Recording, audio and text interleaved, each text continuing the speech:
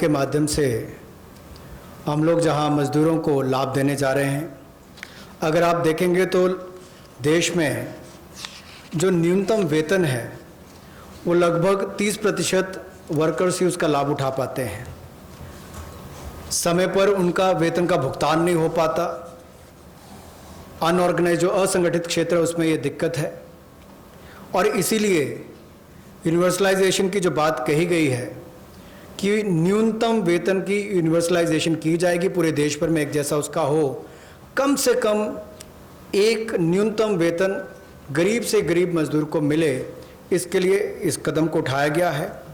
और जो क्षेत्रीय असमानता है, जो रीजनल डिस्पैरिटी है न्यूनतम वेतन में, उसको भी इसके माध्यम से दूर किया जाएगा, वैधानिक रूप इसको दिया जाएगा और नेशनल फ्लोर वेज इसमें इंट्रोड्यूस की जाएगी।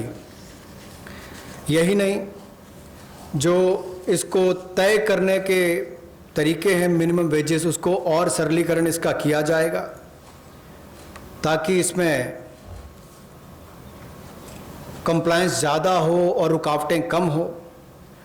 नियुक्ति पत्र भी सभी मजदूरों को मिलेंगे, और यही नहीं, साल में एक बार स्वास्थ्य का चेकअप भी होगा, हेल्थ चेकअप भी इनका होगा।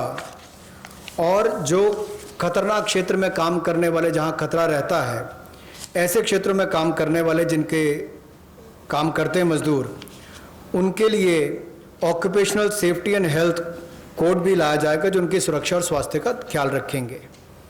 यही नहीं, पोर्टेबिलिटी जो है वेलफेयर बेनिफिट्स की, ये भी सभी प्रवासी मजदूरों को मिलेगी।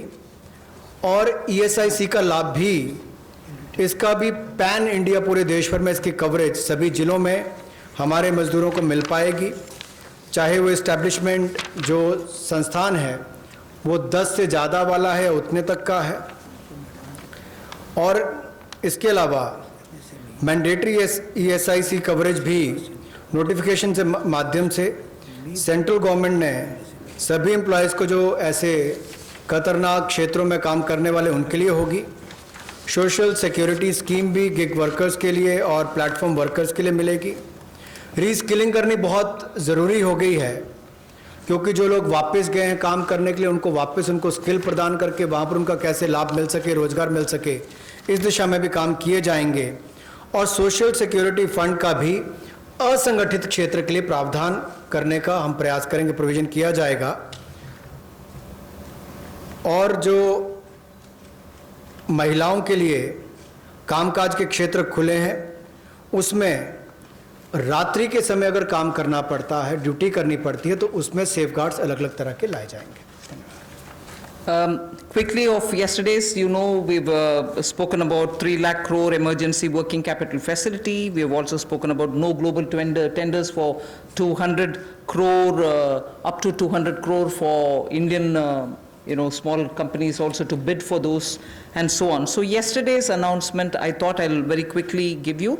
I will be providing this one slide. I'm spending not very much of a time on that. I'll move over to talking about one thing there.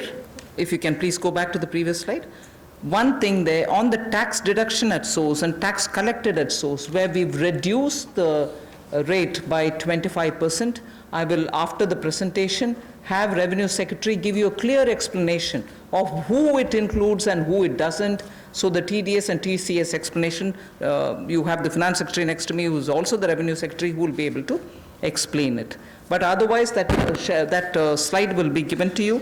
So instead of going too much into detail, I just want to highlight the fact the EPF support of paying 24%, the 12% of employer, 12% of the employee is borne by the Government of India. 24% is being borne by the Government of India for the past 3 months, and we have extended that for the next 3 months also. June, July, August is also getting added. This is something which I did mention yesterday.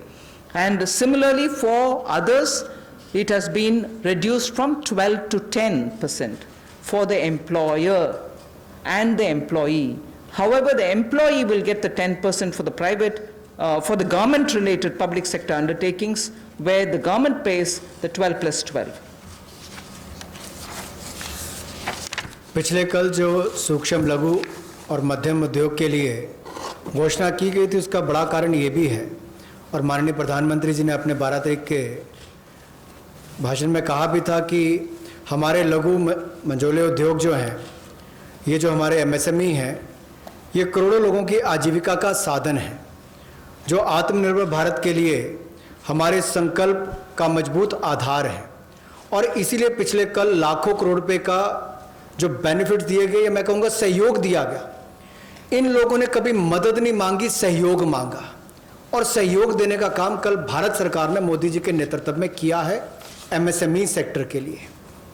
और उसमें ही एक बड़ा सहयोग था। मार्च, अप्रैल, मई महीने में employ provident fund 12% employ और employer का हिस्सा भारत सरकार दे रही है, और अब इसको अगले 3 महीने जून, जुलाई, अगस्त तक और बढ़ा दिया गया है।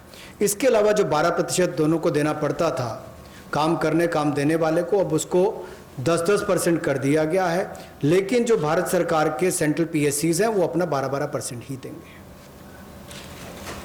I go over to today's announcements.